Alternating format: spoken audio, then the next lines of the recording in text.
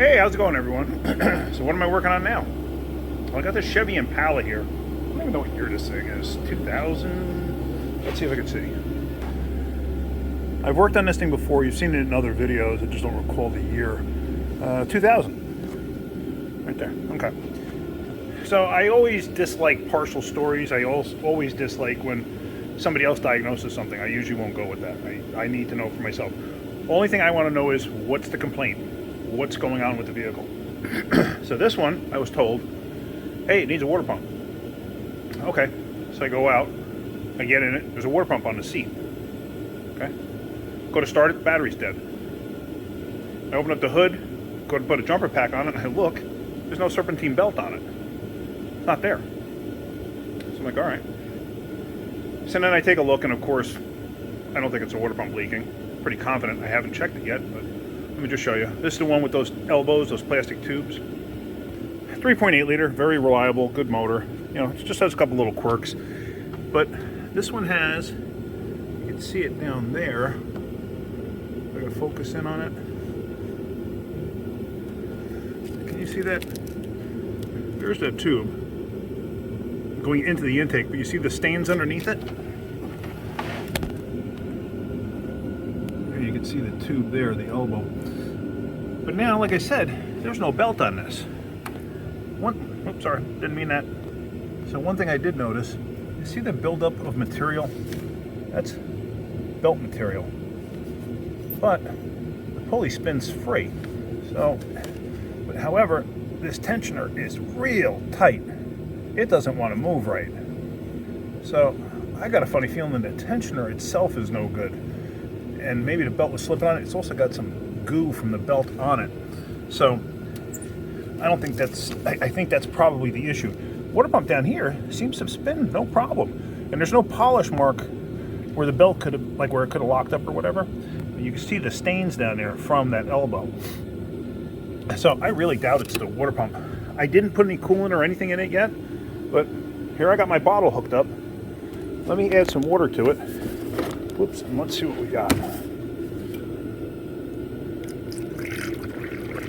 Also, look at the radiator cap. That radiator cap's no good. So, see if I can see something leaking with this.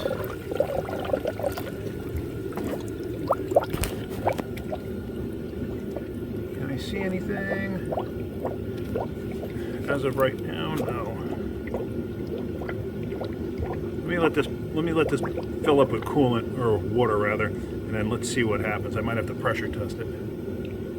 So I got it full, and I do see a little wetness down in there. It's kind of hard to see though. Let's see if I can focus in on it. Yeah, it's just too difficult to see. But there is some wetness to the backside of that. And of course it's just at such an angle, I just can't get a good shot at it.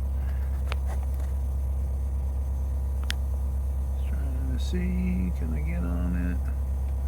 That's not letting me. Anyway, so I hooked up my pressure tester, and I opened up the bleeder here because I wanted to get all the air out of the system. That little brass piece up there, the top of that is a bleeder, and as you can see, the water came out, so all the air is out of the system. So now I have two different pressure testers. This is the one I'm going to use now because I want to be able to hear.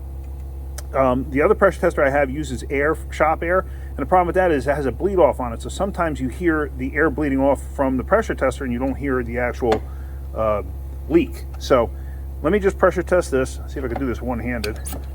A little difficult. Trying to hold the camera. Wasn't sealed correctly.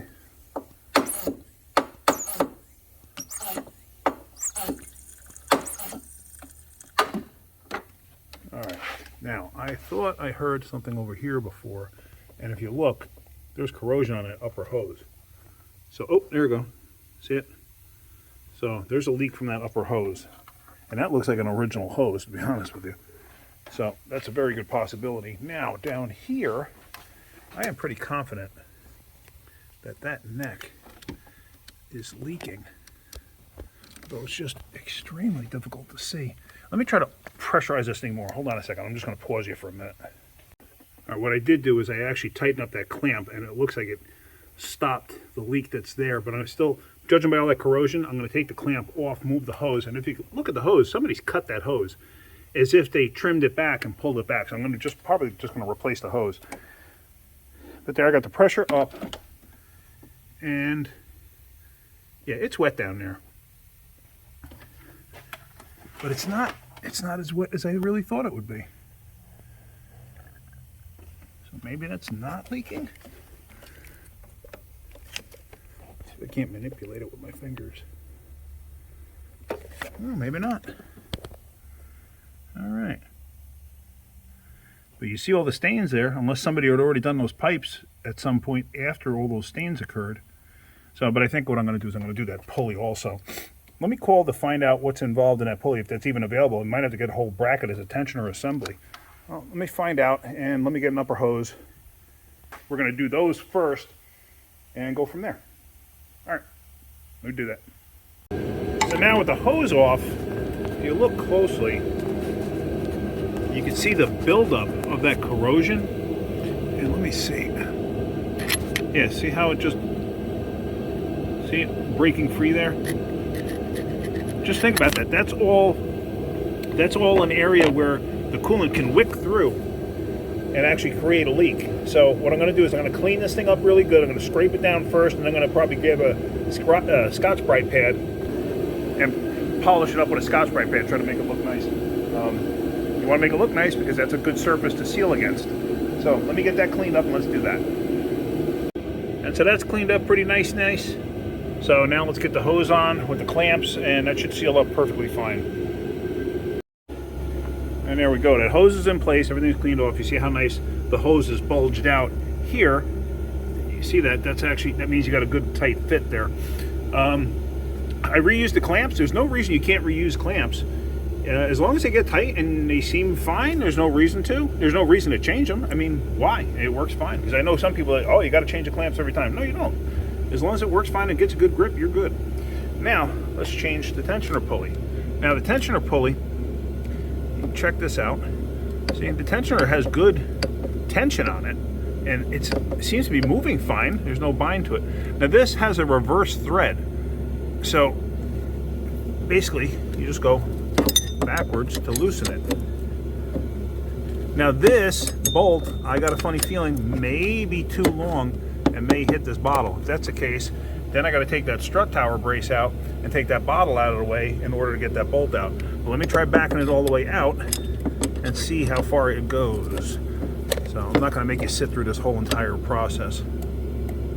All right, there was just enough room to get that thing out of there, and that bearing is like super tight. Like, it should not be anywhere close to that tight. So, I mean, I don't see any skid marks per se. I mean, I see that. That's not really a skid mark per se. There would usually be a polished section. So, let's get the new bearing, which is this. Probably a Daco, no, Litton's. Okay. Never heard of Litton's before, but whatever. And let's just see. Yeah, this thing spins nice and easy. So don't forget, when you put stuff like this together, don't forget that large flat washer. So this thing will fit down on there. Just like that. So now that's in place. And like I said, those are reverse threads. You see how they go backwards? So now let me get this on and then get this tight. Now when you're tightening these up, because it's a reverse thread and now you're going in the direction of the tensioner, you don't really have to worry too much. Once it actually starts moving the tensioner like that, that bolt is tight enough. You don't have to go till the tensioner stops and then wrench into it anymore. I mean, that's more than tight enough. So now let's throw the belt on here. I mean, I really don't even need to have the belt on to pressure test it. And I'm pretty confident that that tube is leaking, because the more I look down there, see the wetness there? The wetness is just increasing, even though I don't have any pressure on the system right now. But you can see the brownish area right there, and that's wet with coolant. I mean, where's that coolant coming from? There's only one place it could really come from, and that's that tube. So all I'm going to do is I am going to put the belt back on it. because I also want to maybe run it, get it hot, because getting it hot might add to it. It might expand stuff, and it might help find the leak. And there you go. The belt is on. The tensioner pulley is on. And if you look down there, what I did was I cleaned up that area right where that pipe goes. I sprayed it down with brake clean to get everything nice and dry. And I do have the system pressurized right now, but what I'm going to do is I'm going to start it up because I want to see if heat changes anything. Because a lot of times heat will make or break the seals or whatever to create leaks or whatever. Sometimes it's cold, sometimes it's hot, sometimes it's during warm-up. But let's start it up and see what happens. Now the battery was dead, so I had it on charge the whole time I was working on it. So, oops, I can't do it that way. Let's start this bad boy up. If I can get to the key, which I can't. Hang on one second. Alright, it took a little effort for me to wiggle myself in there and get it started. And I hear something making noise on this thing too.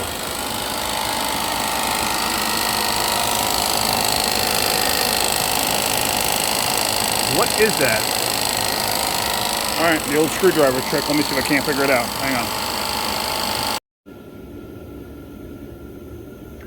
This is why I hate when somebody else works on a car, doesn't give me a full story, and then hands it to me after they already tried messing with it. As you remember, I spun the water pump and it seemed tight, everything seemed good.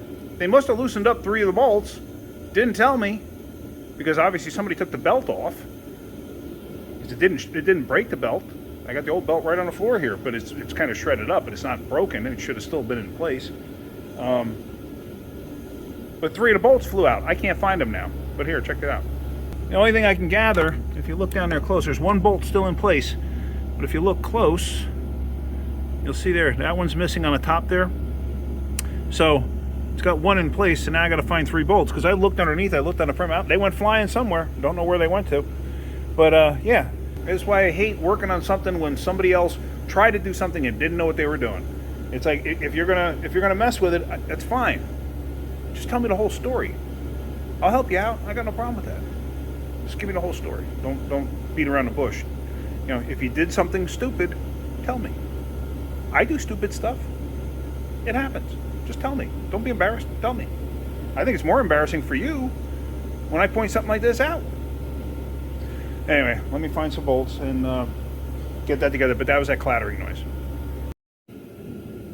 There you go. I got 4 new bolts in place. I replaced that one because it's a different size head. It was an 8mm. I took it out because I had 4 of these 10mm headed bolts that went in there.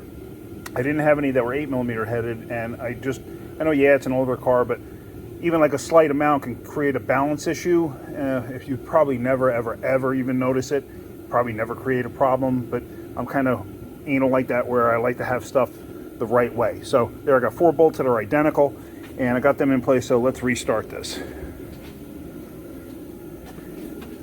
Now, this thing's been under pressure this whole time. It's been about a half hour, and I haven't seen a pressure drop. Oh, there we go. It's nice and quiet now. No clattering. So I'm going to let this thing warm up. I got a truck I got to pull inside real quick. But, do they have any leakage there? Yes, they have some seepage there. See it? Focus.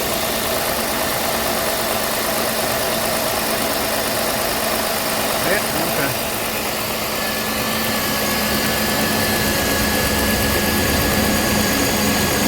Yeah, that pipe's leaking. Add a little more light to it. Oops, hold on. Sorry about that. But yeah, that's a definite leak down there. It's slow but surely leaking. So, all right. That's gonna. Oops, sorry. Told you I don't rehearse anything. I don't practice anything. I just do it. What you see is what you get. So, yeah. So I'm confident the upper hose was part of the problem, and that's the other part of the problem. There's nothing actually wrong with the water pump, but maybe they want to throw one in. At least now I know what the actual leak was. But because I could have put the water pump in and would have had the exact same problem. So I don't know who diagnosed the water pump, but there's no stains on it, even when I look from underneath.